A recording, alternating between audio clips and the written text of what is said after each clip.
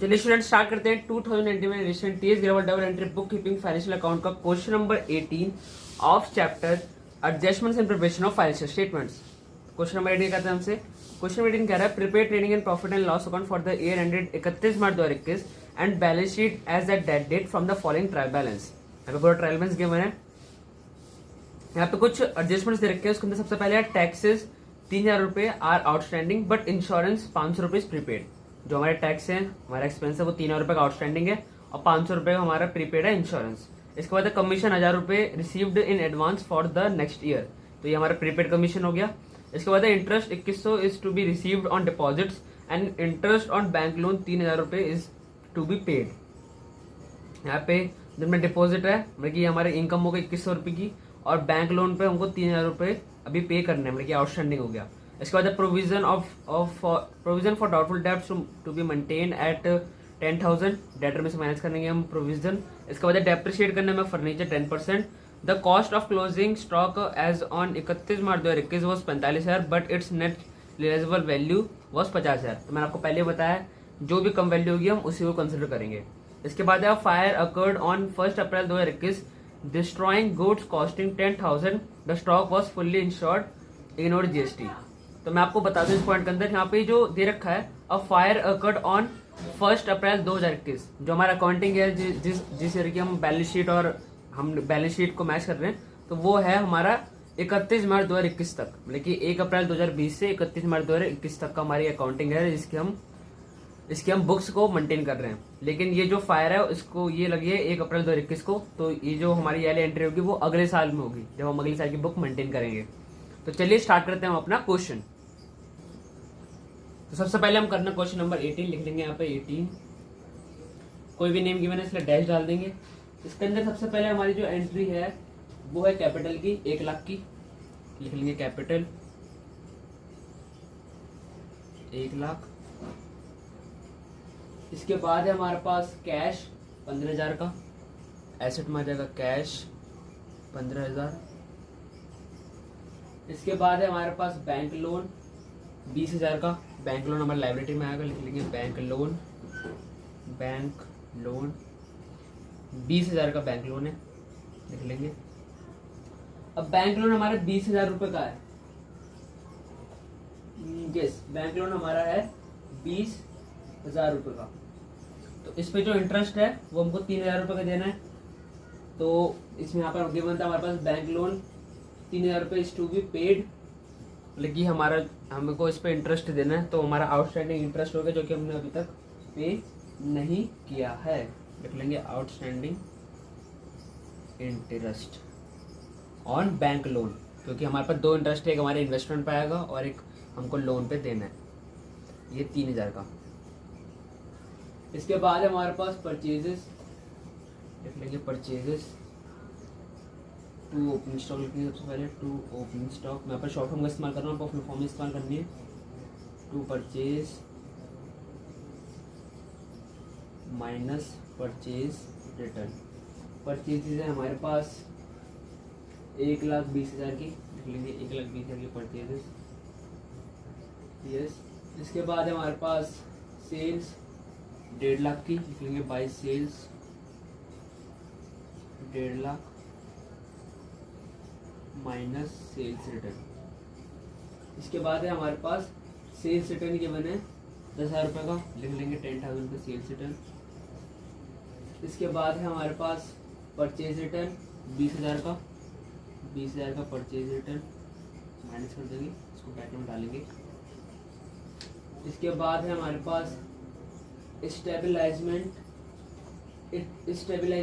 Expense, तो हमारा expense है normally profit and loss account के अंदर आएगा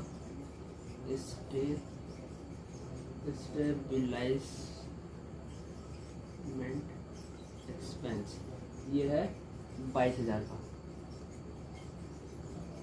इसके बाद है हमारे पास टैक्सेस एंड इंश्योरेंस, रखेंगे 2 टैक्सेस एंड इंश्योरेंस, इसकी वैल्यू है हमारे पास 5,000 की।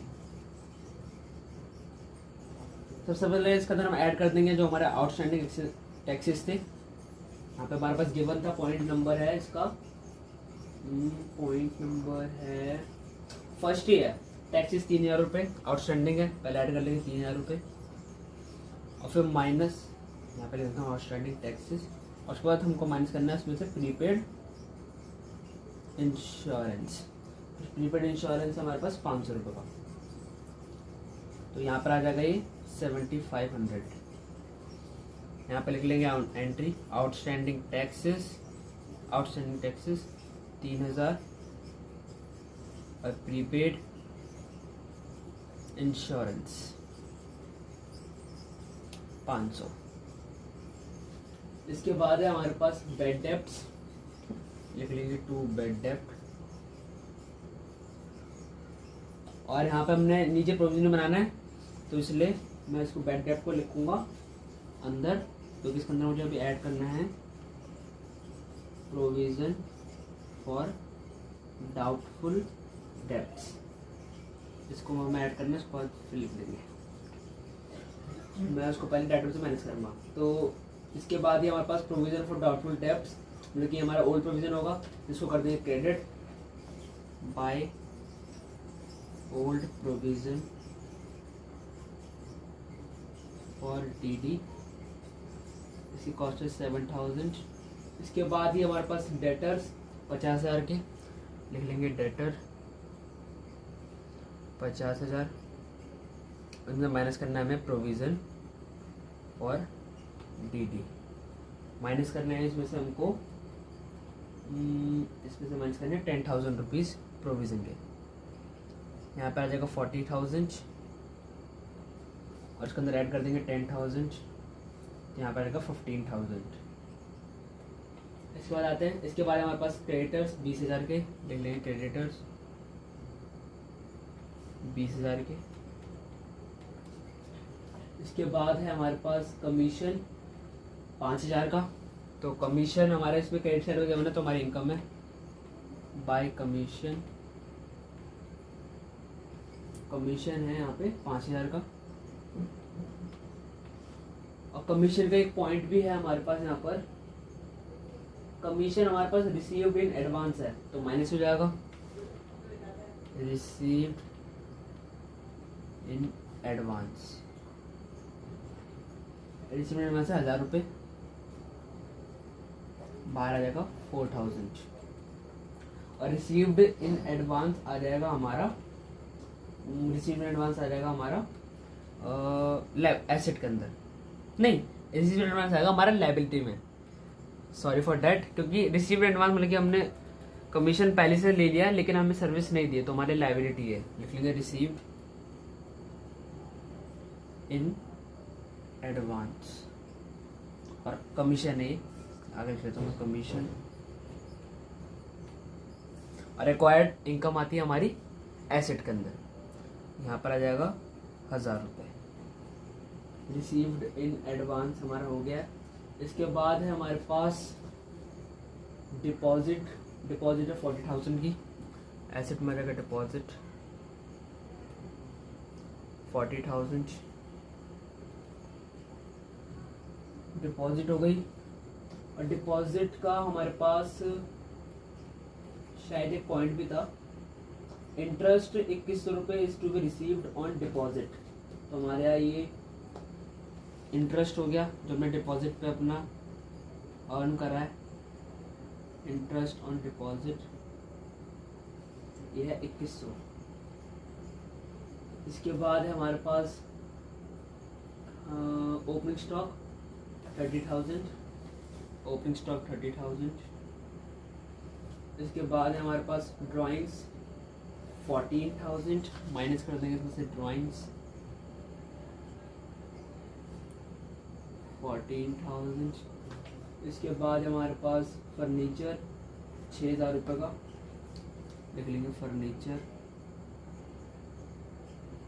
6,000 रुपये का और फिर माइनस कर देंगे हम डेप्रिसिएशन जो कि है 10%, 600 रुपये डेप्रिसिएशन चार्ज कर लेंगे, यहाँ पर जाकर 5400 5400 लिख लेंगे 2 डेप्रिसिएशन ऑन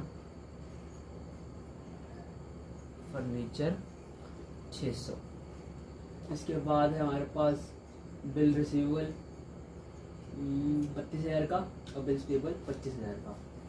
बिल पेबल है 25,000 का और बिल रिसीवेबल है, सबसे लिख लेते हैं बिल पेबल। बिल पेबल है हमारे पास 25,000 का। इसके बाद है बिल रिसीवेबल 32,000।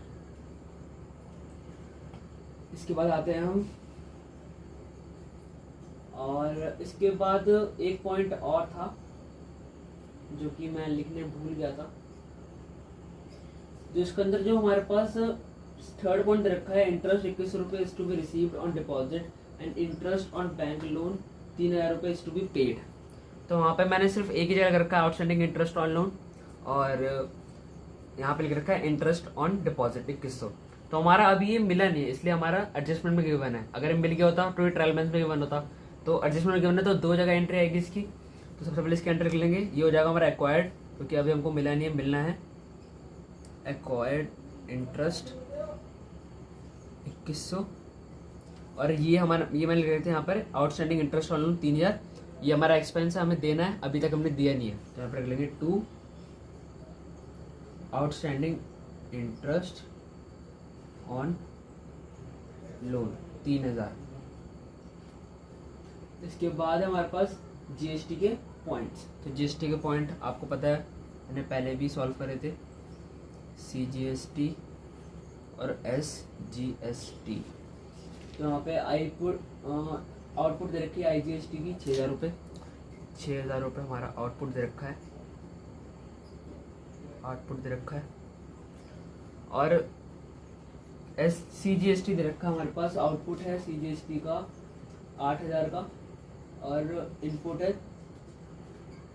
इनपुट है सीजीएसटी का 10,000 रुपये। तो अगर हम 8,000 में से माइनस करेंगे 10,000, तो वहाँ पे बचेगा हमारा इनपुट, जो कि होगा 2,000 का। ये हमारा आउटपुट है, क्योंकि हमारा इसका आईजीएसटी का इनपुट गिवन नहीं है, तो ये एज इट इज 6,000 रुपये आ जाएगा। सेम ही हमारा एसजीएसटी का है, माइनस करेंगे तो वहाँ पर आएगा इनपुट 2,000 रुपये, माइनस करेंगे तो हमारे पास बचेगा 2,000 रुपये किसका, आउटपुट आईजीएसटी का। तो आउटपुट आईजीएसटी आएगी हमारी लायबिलिटी में, और अगर इनपुट होता है तो हमारा एसेट में आता है, लायबिलिटी में आता है आउटपुट। तो लेंगे आउटपुट आईजीएसटी 2,000। देख लेते एक बार, सारे पॉइंट हो गए हमारे। एक रह गया हमारे पास क्लोजिंग स्टॉक का, लिख लेंगे बाय क्लोजिंग स्टॉक 45,000 लिखेंगे, जो भी अमाउंट कम होता है उसको लिखते हैं, स्टॉक 45,000। चलिए कर लेते हैं हम इसका टोटल। यहाँ पर आ जाएगा 1,40,000 और यहाँ पर जाएगा 1 लाख। टोटल करेंगे, टोटल कर लेते हैं। यहाँ पर आ जाएगा 185, यहाँ भी आएगा 185। ग्रॉस प्रॉफिट निकालेंगे, 2 ग्रॉस प्रॉफिट बैलेंसिंग फिगर, यहाँ पर आ जाएगा 55,000 का। अब ये ग्रॉस प्रॉफिट है, इसको हम ले आएंगे प्रॉफिट एंड लॉस अकाउंट के अंदर, क्रेडिट साइड, ग्रॉस प्रॉफिट 55,000, इसका टोटल करते हैं। यहाँ पर इसका टोटल आएगा 68,100, इधर भी आ जाएगा 68,100 to net profit balancing figure, यहाँ पर आएगा 20,000 का। ऐड कर देंगे नेट प्रॉफिट को कैपिटल में, कैपिटल में ऐड कर देंगे 20,000, बाहर आ जाएगा 106,000, 1,06,000। टोटल करेंगे बैलेंस शीट का, टोटल आएगा 1,80,000 और इधर भी आ जाएगा 1,80,000। तो हमारा जो ग्रॉस प्रॉफिट नेट प्रॉफिट और हमारी बैलेंस शीट मैच हो रही है बुक के साथ भी, और हमारी बैलेंस शीट भी वैसे ही मैच हो रही है। तो इसका मतलब जो हमारा क्वेश्चन बिल्कुल ठीक हुआ है। और आपको छोटा सा भी डाउट हो तो मुझे कमेंट करके जरूर पूछें। अदरवाइज चैनल को सब्सक्राइब करें, वीडियो को लाइक करें, अपने दोस्तों के साथ भी शेयर करें, और थैंक्स फॉर वॉचिंग।